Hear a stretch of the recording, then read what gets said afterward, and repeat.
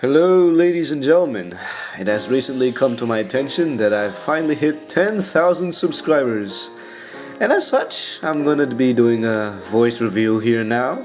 And yeah, this is indeed what I sound like. Hope you now know what the King 35 sounds like. I thought it'd be nice and fair to introduce the voice behind the animations. And a good thing too, cause now I'll have no qualms in bringing up my voice every now and then. Anyways, as cliche as it sounds, I just want to thank you for all the support that you've given me. Honestly, to reach 10k, I don't know, seems like it'd take years, or heck, more videos than just 6 or 7. I started out humbly with my unrefined Genocide Asgore video. Honestly, I wasn't expecting much attention. I thought it'd be just some, I don't know, cringy fan-made video that this kid made on the internet. Which it is still for some of you haters. But man, Genocide Asgore, as I speak now, has hit 1 million views or so. And from there, I took in as much criticism as I could and applied it to my Genocide Toriel video. Improvements, slower soul speed, less After Effects-esque special effects, which I was a glutton for back then. Yeah, I had this naive mindset that pristine, overloaded effects would sell in the world of Undertale. I was so wrong. As such, I toned it down, but not all the way, in order to preserve the uniqueness of the art style I decided to have. And sure enough, this art style would segue itself into a newly established alternate universe called Distorted Distinctive Destiny. Honestly, making this alternate universe was never on my priority list. In fact, I was gonna make Genocide Asgore and vanish like that. You know, no more Undertale related videos, or rarely any. But then I made Genocide Toriel for fun, and then I began to realize the potential and need for other Genocide boss fights outside of my Asgore video and outside of Undyne and Sans. You know, to be honest, I always felt butthurt about how Sans got his heckload of fan-made fights and attention and alternate universe selves, like 6 or so, and still counting because people just keep making more Sans. Not that I have anything, against that, but gee, no one seems to be paying attention to my favorite, Asgore. But then I took a look at the other monsters, Papyrus, Monster Kid, etc. I also wanted to give them the spotlight and revamped fights I wanted them to have. Equality, ladies and gentlemen! I was originally going to call this series Hard Mode Undertale. Until Toby Fox makes an official hard mode. But one night, I was granted a heavenly vision. Distorted Distinctive Destiny. An AU that enacts as a hard mode Undertale game, while it's also running its own story that I had envisioned in my head. Yeah, believe it or not, this series of fan-made fights has a story running along it. Sure, it doesn't seem obvious now. But when the time comes, cuff distortion events, cuff, I aim to implement the story of DDD into, further depth. Anyways, before I close off and seal my voice for another few months or so, I guess I'll run through a bit of a commentary in my work, so that I don't have to resort to annotated commentary, which became a bit of a disaster in my Papyrus video. Seriously, the amount of people that complain about annotations when you can just turn them off is kinda surprising. Anyways, this is pretty much meant to clarify some points, add some light to the decisions made in making the fights, what was going in my head when I was making the fights, etc. Anyways, let's get started.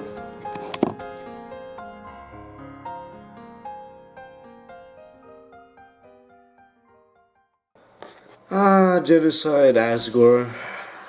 My first ever video on this channel. This was like in the early days when I couldn't really write dialogue too well. Ah yes, Arial. Great font for the dialogue, huh? Yeah, don't worry, I finally got the official dialogue font for Undertale. Also, you gotta love how trident just spins out of control like that without Asgore just doing anything. Again, he will have different sprites, don't worry. By the way, some of you have been pointing out that the sliding minigame for the damage does not appear when Kara fights in this animation. That was intentional. It was supposed to be reminiscent of the moment where Kara hits Asgore in the canon Genocide ending. The sliding thing didn't appear and it did bajillion damage or whatever. Now, if you've noticed with this video, the song playing when you're fighting Asgore is actually a Border of Life remix, A.K.A. Yuyuko's theme remixed, and it's an awesome remix, really. In fact, it's the song that started this whole Genocide Asgore concept. I was listening to it one night, put it in my headset, and man, I was just envisioning a full-on fight with the king of the monsters, just throwing down, springing Danmaku like a Toho final boss. Well, that was what I was intending until I made this a work in progress. By the way, Asgore's attacks was supposed to be inspired off of Mima from the old Toho games of PC 98. Yeah, so I thought Asgore was the equivalent to Mima.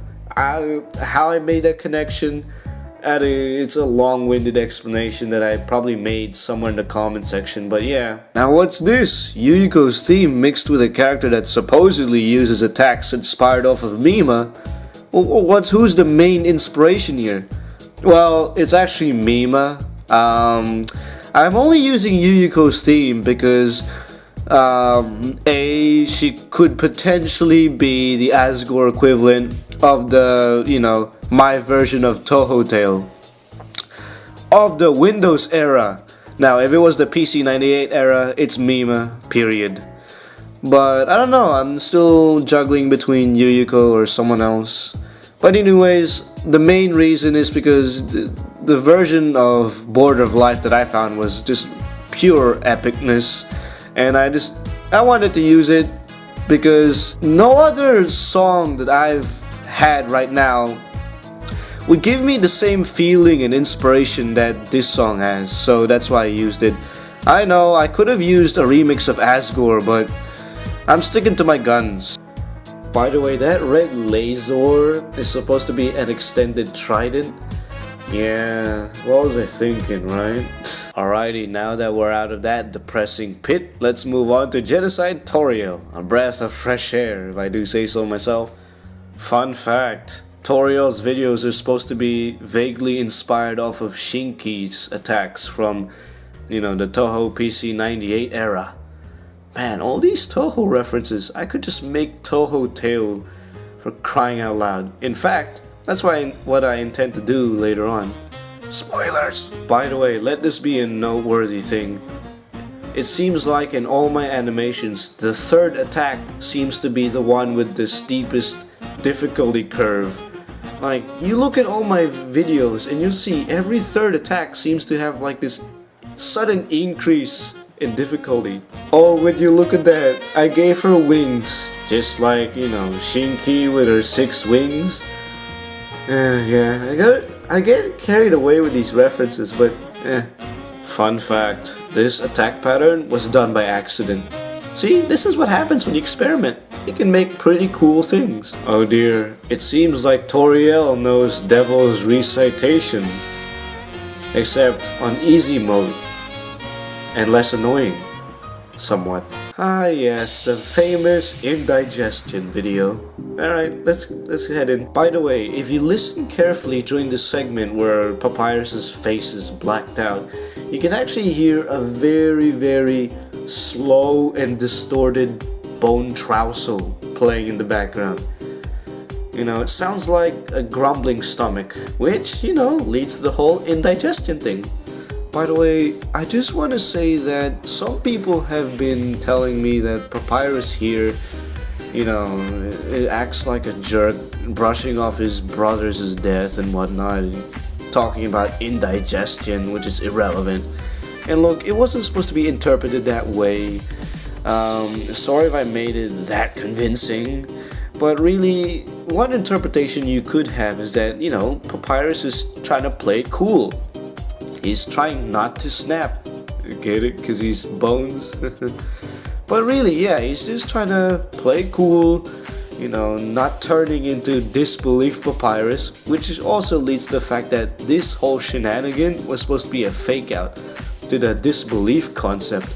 See, I wanted to do something original, and also just to illustrate that Papyrus is, trying to act like a nice guy even though he's still heartbroken in the inside. See, that's what Papyrus is. He's trying to be good to everyone and not show an ounce of despair even though he's probably devastated in the inside.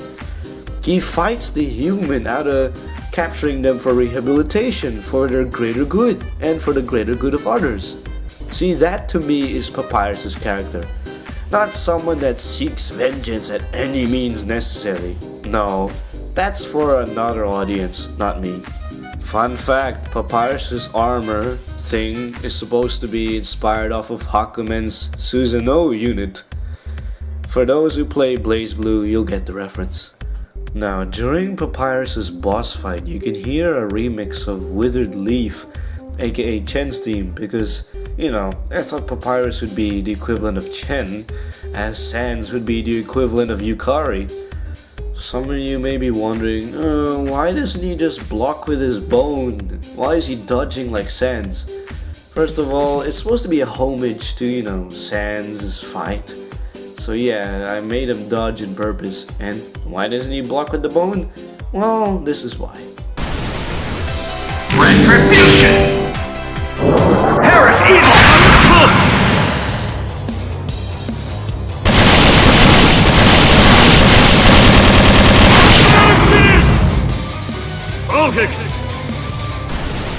Here, this background seems to be reminiscent of that, of the background that played during the Light Blue Souls' appearance in the Genocide Asgore video. Now, why is that? Who knows? This attack is supposed to be based off of the whole quote-unquote puzzle that appears at the end of the bridge leading to Snowden Town. Yeah, see, I listened to Chen's theme and I was envisioning things. One thing that I couldn't get out of my head was a whole concept of a robotic Toby Fox, which will lead into a meme that I'm gonna start in this channel, the Tobinator. Had it not been for that exploding Toby Fox, Papyrus would probably not be in a vulnerable state. Thanks, Toby. Also, this slashing attack right here is supposed to be reminiscent of Sans' final attack with his Gaster Blasters. Oh, by the way, Kara flew all that way and all of a sudden they're back where they started. Ooh, this is the one I'm actually the most proud of. This one actually feels like a story, not just some sort of standalone fight. It's also the video that stars my OC. And no, it's not supposed to be an OC about myself. Jeez guys, I'm not that conceited to make a self-insert. It's just an original character I just decided to make for the, for story purposes. How's that? I have made some details to a sprite, but I just made it blurred out just for the mystery factor. Ooh. Believe it or not, those spiraling things in the background and the things that look like snakes, those are zeros and ones. It's 3D! Anyways. Yeah, so this is the first video that showcases a 3D background. Whoa! It took a bit of work, not gonna lie. Especially rendering it. Ugh, it was a nightmare. But yeah, I eventually got it done. By the way, I decided to make Ianaro very Toho-like. You know how? See, I gave him the spell card system, and his attacks are very Danmaku-ish. Like easy Danmaku though, but more so than the rest. Except Asgore. I thought it'd be a good idea to make it so that you actually have to use the left and right arrow keys to rotate the angle of the green shield. I thought it'd open up some great opportunities for different attacks with the future bosses. Fun fact, these orbs are not kanji or Japanese. They're actually symbols used in the trigram.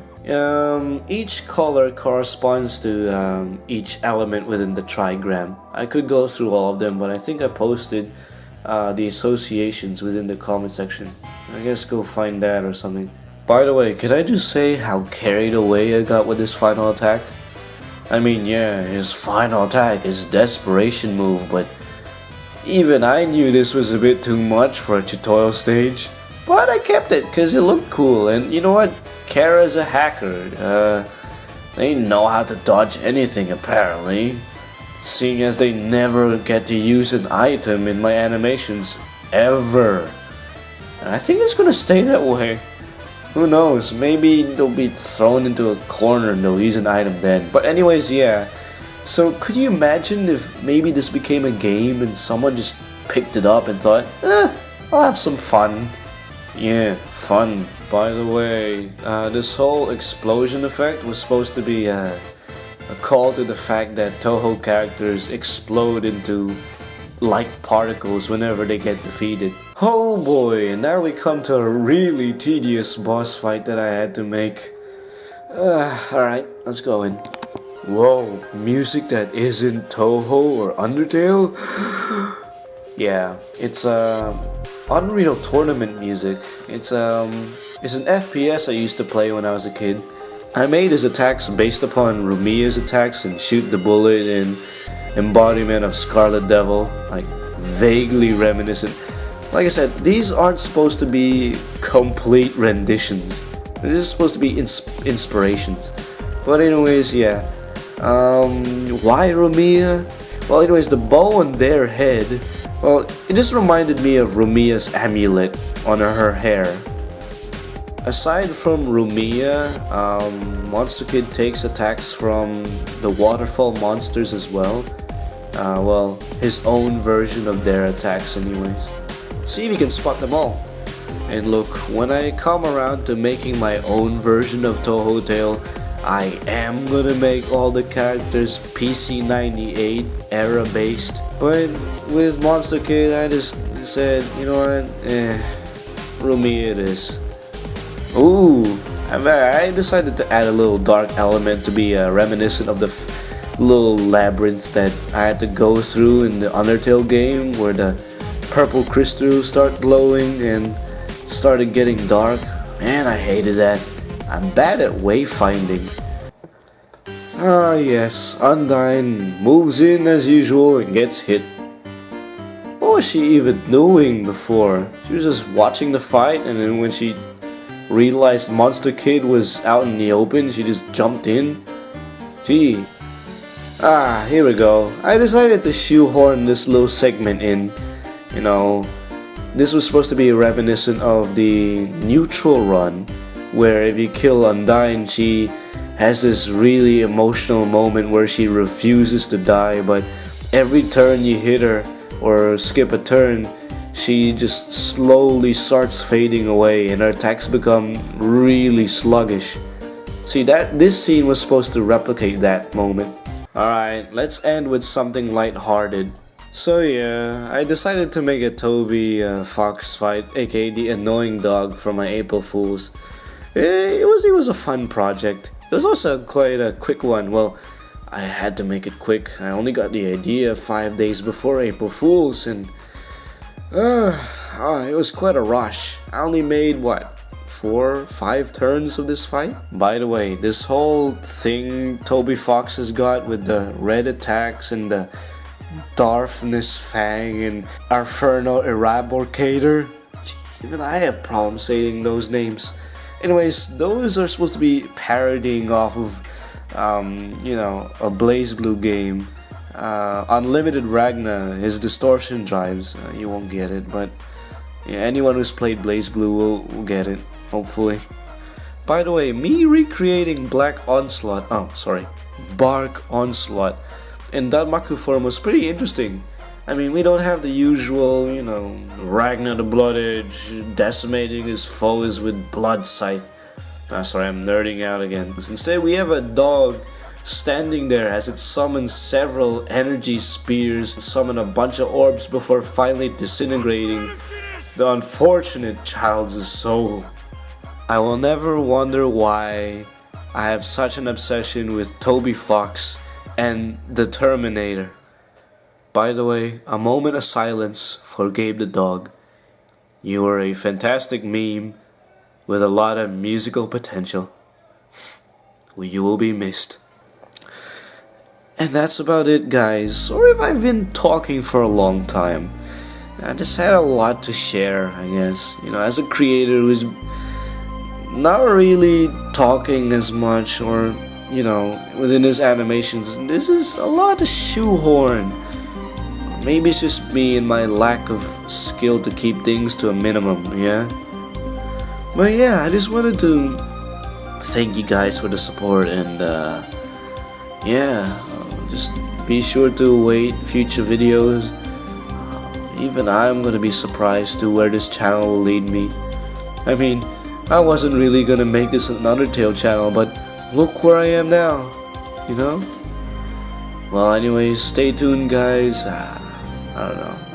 Insert catchphrase here. Insert phrase to call my subscribers here. And yeah, see you later. Boy.